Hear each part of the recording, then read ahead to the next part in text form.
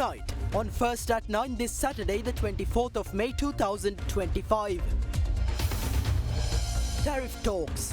A Sri Lankan delegation to discuss matters related to US tariffs on Sri Lanka in Washington, D.C. Talks to focus on avenues of enhancing trade cooperation. Health initiatives. Sri Lanka may have to adopt a government-to-government mode of procurement to address shortages in certain types of medicines, suggests the health minister. Government to provide foreign employment opportunities to health professionals via exchange programs. Land guarantee. Government will not acquire lands owned by the people of the North and East, Prime Minister assures. Vows to promptly return lands to rightful owners. Party rift. SJB electorate organisers resign due to conflicts over local government nominations. Everyone must act in accordance with the party's rules, says the SJB General Secretary. Farewell to the Queen. The Queen of Sri Lankan cinema, veteran actress Malini Fonseka, passes away at the age of 78. Cine Campus Open Day. මේ මාස 3 වෙනි දින උදෑසන 9 සිට Cine Campus පරිශ්‍රයේදී. From Derana, this is Derana First at 9. Live from Studio 24 in Colombo. Good evening and welcome to First at 9, brought to you by Sri Lanka's most trusted news source, Derana. I'm Tarindu Mahendra, joining you live with the latest in Sri Lanka and around the world. In your top story tonight, a Sri Lankan delegation is set to participate in discussions in Washington, D.C. to discuss matters related to US tariffs on Sri Lanka while exploring avenues for enhancing trade cooperation. Ahead of the visit, a high-level meeting was convened yesterday, chaired by President Anura Dissanayake, to ensure that the delegation's approach aligns with Sri Lanka's broader economic strategy, ensuring the best possible outcomes from the discussions. Sri Lankan delegation is set to participate in discussions in Washington, D.C. focusing on tariff-related matters following an invitation extended by the Office of the United States Trade Representative. This is the second in-person meeting aimed at ongoing efforts to strengthen bilateral trade relations between the two nations. This initiative builds on several prior virtual interactions held between the USTR and Sri Lankan officials. The upcoming talks are anticipated to explore avenues for enhancing trade cooperation and securing favourable outcomes for Sri Lanka in light of current economic priorities. Ahead of the visit, a high-level meeting was convened yesterday, chaired by President Anura Dissanayake, to ensure the country's interests are well represented. The discussion focused on aligning the delegation's approach with Sri Lanka's broader economic strategy, ensuring the best possible outcomes from the upcoming discussions. The President's office said details of the discussions in Washington are expected to be made available following the conclusion of the meetings.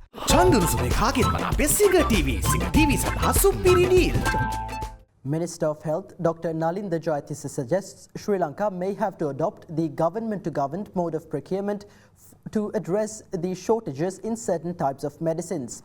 Addressing an induction ceremony for new nursing officers, Minister Dr. Jayatissa added that government is also planning to initiate exchange programs for Sri Lankan health professionals under intergovernmental agreements with other nations. A ceremony to present letters of appointment to 3,147 recruits to the nursing service and award promotions to 83 nursing officers of the special grade was held today at Temple Trees under the patronage of Prime Minister Dr. Harini Amarasuriya and Minister of Health Dr. Nalinda Jayatissa.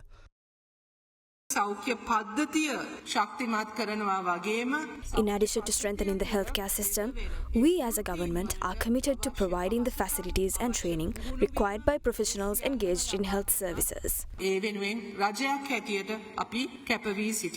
ඉතිහාසයේ පළවෙනි වතාවට අපි හෙද සේවයට එකවර පත්වීම් ලබා දෙන විශාලතම කණ්ඩායම. This is the largest batch of nurses to be inducted into the service simultaneously in Sri Lanka's history. The remaining 300 members of your batch will receive their appointments within 2 months. Approximately another 5,500 nurses will be recruited in the next 2 to 2.5 years. We have received international requests for exchange programs of health professionals under intergovernmental agreements. A 2-year exchange program has already been arranged upon such a request by Kuwait. During your service at hospitals, you may encounter issues related to medicine shortages. We accept that there are shortages of certain medicines. The State Pharmaceuticals Corporation is set to supply 450 types of medicines next year. The tender process for 435 of those medicines has begun. We have awarded tenders for 233 types of medicines. Yesterday, we held discussions with the chambers of Sri Lankan medicine producers and importers. We requested that they inform us of the type of medicines they can produce and supply. For other medicines, we will have to look to the government-to-government mode of procurement.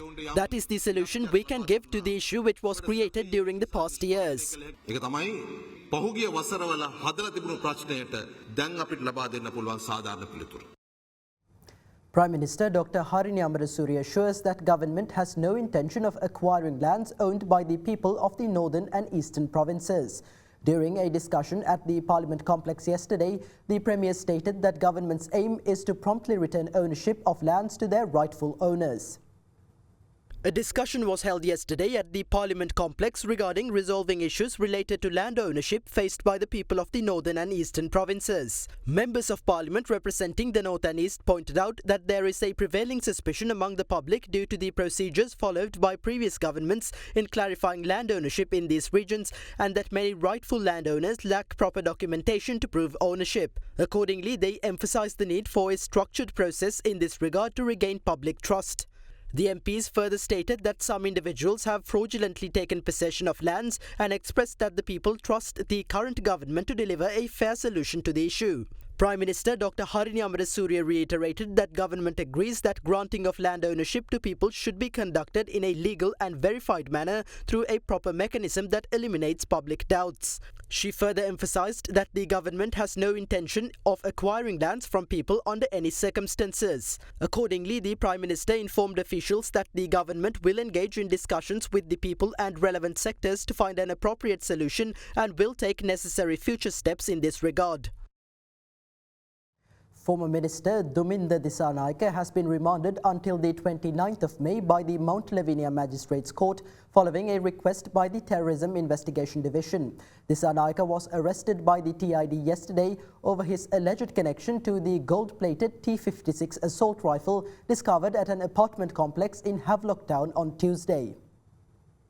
On the 20th of May this year, two women residing at an apartment complex in Havelock Town were apprehended while in possession of a gold-plated T56 assault rifle. During interrogation, one of the suspects had disclosed that a chef employed at the residence of former Minister Duminda Disanayake had handed over the firearm to her about 6 months ago. Subsequently, along with the chef who was later nabbed in the Ruanvalla area, the three suspects were ordered to be remanded until the 5th of June after being produced before the Mount Lavinia Magistrates Court. Against this backdrop, former Minister Duminda Disanayake was arrested by the Terrorism Investigation Division yesterday morning in the Timbirigasyaya area. After recording statements regarding the relevant firearm, Disanayake was produced before Mount Lavinia Acting Magistrate Shantakumara Silva.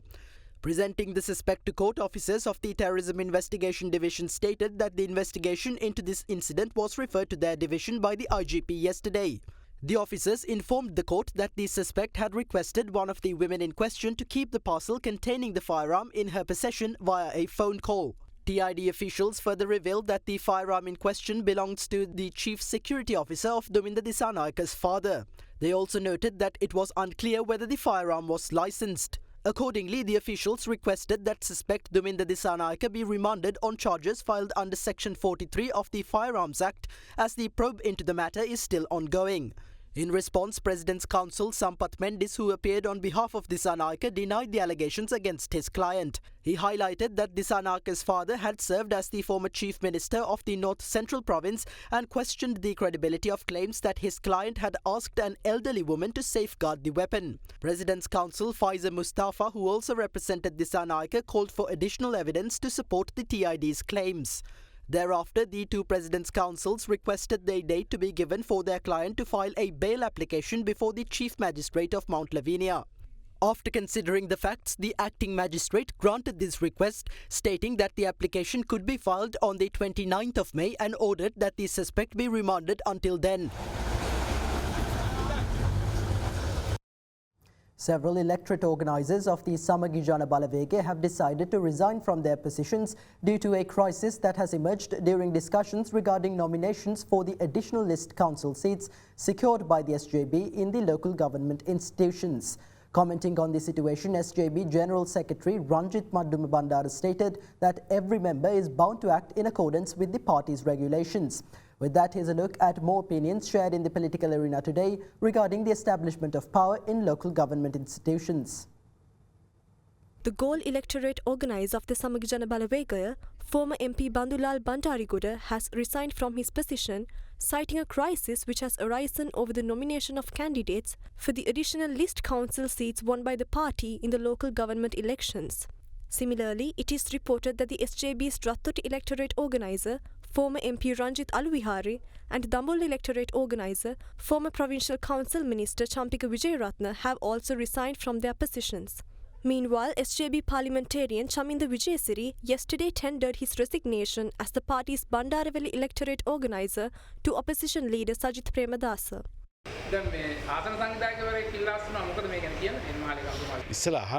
First, we must inquire them regarding their resignation. Afterwards, I will be able to give my opinion.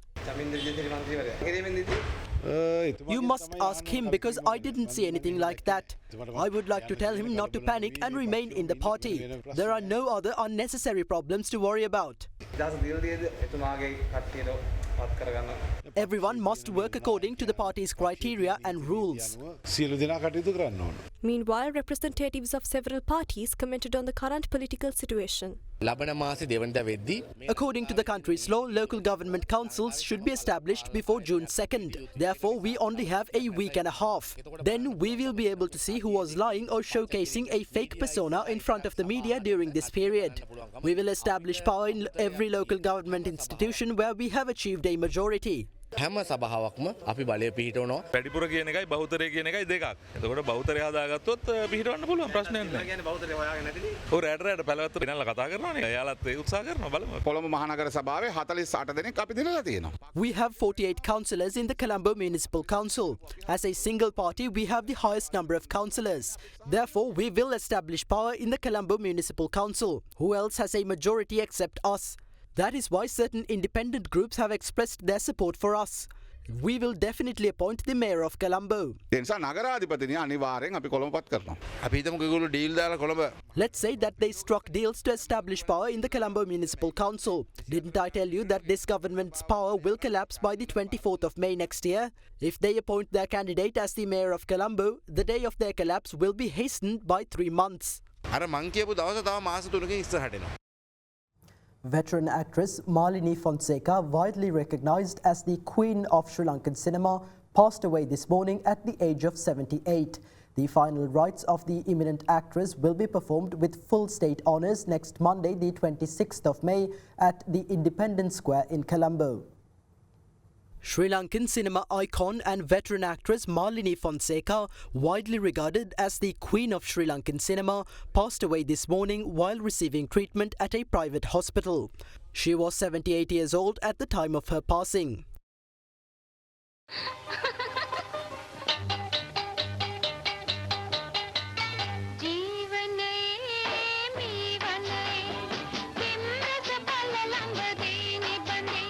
Veteran actress Malini Senehelata Fonseka was born in Kalaniya on the 30th of April 1947. In a remarkable coincidence, she was born in the same year that marks the birth of the Sri Lankan film industry, 1947, when the first ever Sinhala film Kadunu Poronduwa was released. In 1963, Malini Fonseka made her entry into stage dramas with Noratha Ratha. In 1965, Fonseka won the Best Stage Drama Actress National Award for her performance in Akal Vassa. She made her debut on the silver screen with Tissaliano Surya's Punchi Baba in 1968, for which she won the award for the most popular supporting actress. Fonseka has acted in over 140 movies since then, some of which were international movies. Some of her successful films include Nidanaya, Siripala Saharan Manika, Eadan Lokulamek and Bambaru Avit.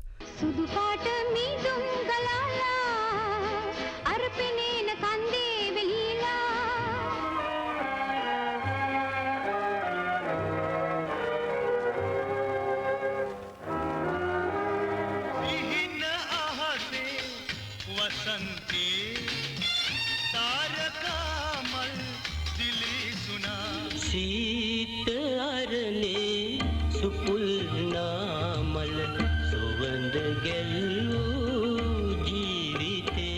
She paired up with popular Tamil actor Sivaji Ganeshan in Pilot Premnath, a Tamil language film in 1978. She achieved a significant milestone in her artistic career with Sasara Chetana in 1984, becoming both its director and producer.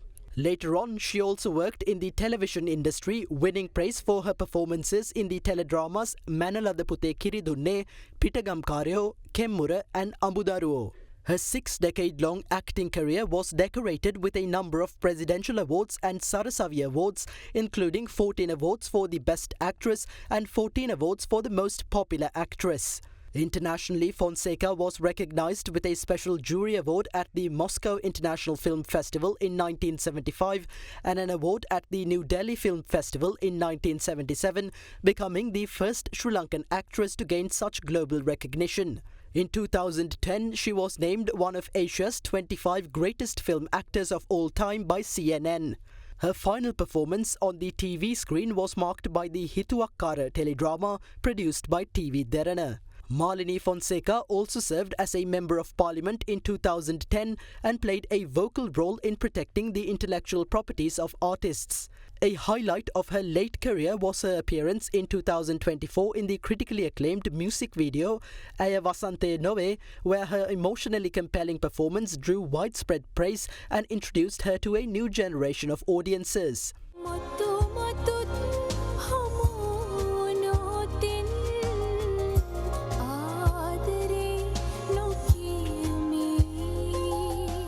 Due to her health condition, her final appearance in the public eye was at her birthday celebration held recently.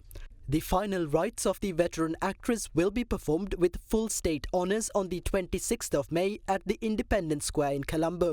රාජ්‍ය ගෞරව සහිතව මේ මහා රූපනවේදිනියගේ අවමංගල කටයුතු සිදු කරන්නට ගරු ජනාධිපතිතුමා සහ රජය තීරණයක් ගත්තා.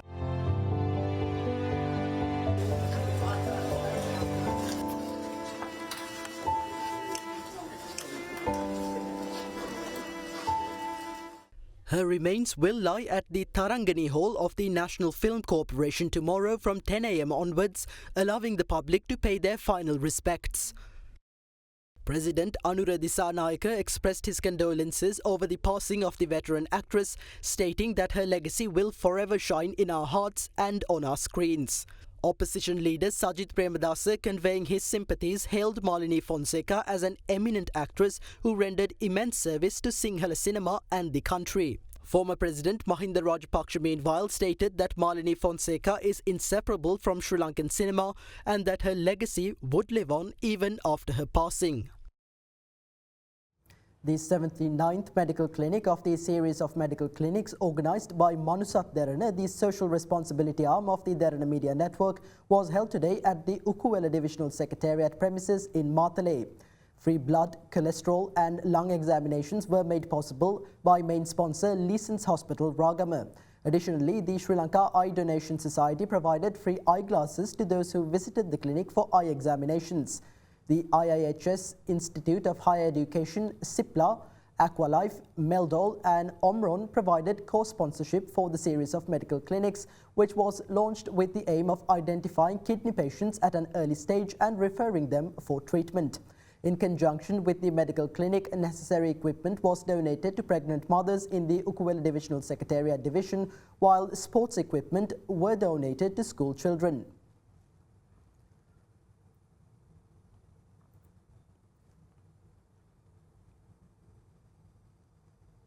The Department of Meteorology issued an amber level advisory for heavy rains in several areas, stating that the prevailing showery conditions over the southwestern part of the island is expected to continue. Showers are expected to occur at times in the western, Sabaragamuwa, northern, western and central provinces and in the Galle and Matara districts. Heavy rainfall of about 100 millimeters is likely in some places at the western and Sabaragamuwa provinces and in the Galle, Matara, Nuwara and Kandy districts. Fairly strong winds of about 35 to 45 kilometers per hour can be expected at times over western slopes of the Central Hills and in the northern, north central, northwestern and southwestern provinces and in the Trincomalee district.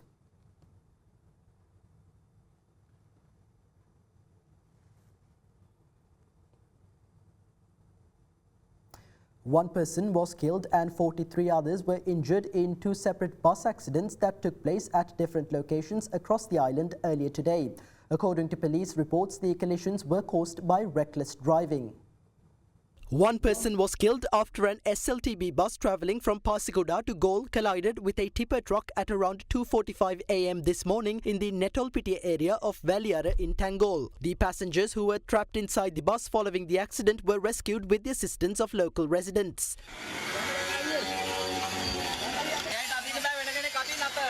Subsequently, at least 13 injured people were rushed to the Tangol base hospital. Meanwhile, around 24 individuals sustained injuries after a private bus heading to Kandy from Nuwara veered off the Nuwara-Gampola main road and overturned in the top pass area at around 11:10 pm yesterday. Police disclosed that at the time of the accident, 56 individuals who were returning to Kurunagala following a trip to Nuwara were on board the bus. The injured were admitted to the Nuwara District General Hospital for treatment. In another tragic accident, a tipper truck transporting sand crashed into the rear end of an SLTB bus in Elephant Pass on the Vallavaya Thanamalvila main road. According to reports, 6 people who were travelling in the bus were injured in the accident and have been admitted to the Thanamalvila District Hospital, while those in serious condition were transferred to the Hambantota General Hospital. The driver of the tipper truck has been arrested in connection with the accident.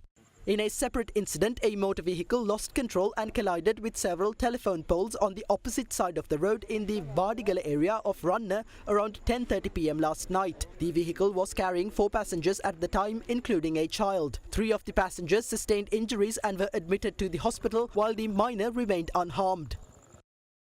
With that, here's a look at more news across the island in brief.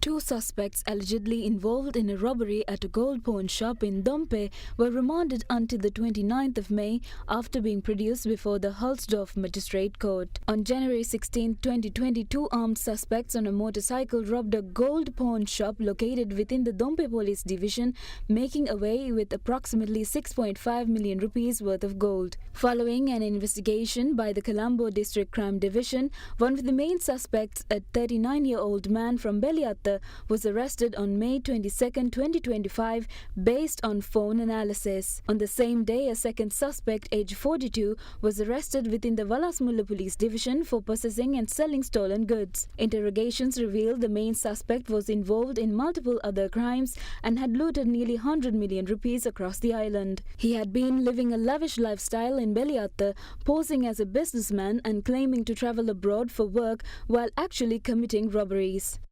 Meanwhile, the Criminal Investigation Department has arrested 2 suspects who attempted to obtain 3 fake passports by submitting false information to the Controller General of Immigration and Emigration. During interrogation, it was revealed that the suspects had obtained photographs of Kehelbadara Padme, a member of an organized crime gang currently residing abroad, through WhatsApp, edited them and sent them to make fake passports. In other local news, in view of the Hajj festival expected to be celebrated on the 7th of June, Muslim schools across the country will remain closed on the 6th and 9th of June. The Ministry of Education further stated that Muslim schools will be open on the 26th and 27th of May as replaced dates for the aforementioned holidays. Accordingly, the second term of Muslim schools for the year 2025 will commence on the 26th of May. CINEC campus open day මැයි මස 3 වැනි දින උදෑසන 9 සිට CINEC campus පරිශ්‍රයේදී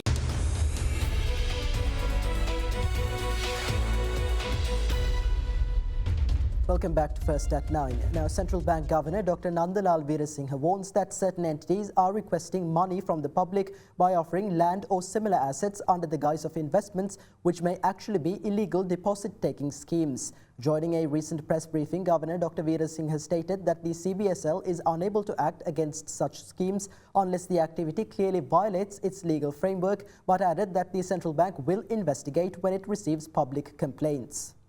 There are some companies which attract deposits or money in the name of investments. They give a plot of land and give you the kind of ownership, and the central bank cannot intervene into this kind of deposit attraction. Any regulatory move the central bank can do on this? We are obviously doing these investigations. So if any this kind of activity is seen as deposit taking without central bank registration, those are illegal. So when we get a lot of complaints, we do investigations and see whether these entities, as guys of investment, a lot of, say, plantation, advertise for what they call greenhouse, 10 purchase land, will be given, invest this amount of money. There cannot be any deposit taking, but people might use different kind of, in the guise of investment. Proper investment should be regulated by a regulatory authority. For example, Colombo Stock Exchange, insurance, anything beyond all this investment are unregulated. That's why people should be very careful in putting their money as investment. Although they say you will get deed or something, but you have to be very careful, look into clearly whether you get full ownership. And what I heard, some of the investment, they say in addition to the return on the plantation, you will get monthly certain income. We'll have to ask the question, how do you generate that kind of income from 10 purchases of greenhouse? That's a financial literacy and awareness. If anyone is asking, please invest this money for 10 purchase of greenhouse, some of the product, you will get this month of income, you will get a deed or something, land ownership, and how many plots of land one can generate, or whether this land is a valid deed, or whether this deed basically properly registered, whether this deed has been sold to someone else also. Within the legal purview, we conduct our investigations. This violation, obviously we take actions. That's all for tonight from First at 9. Thank you for joining. Have a great night.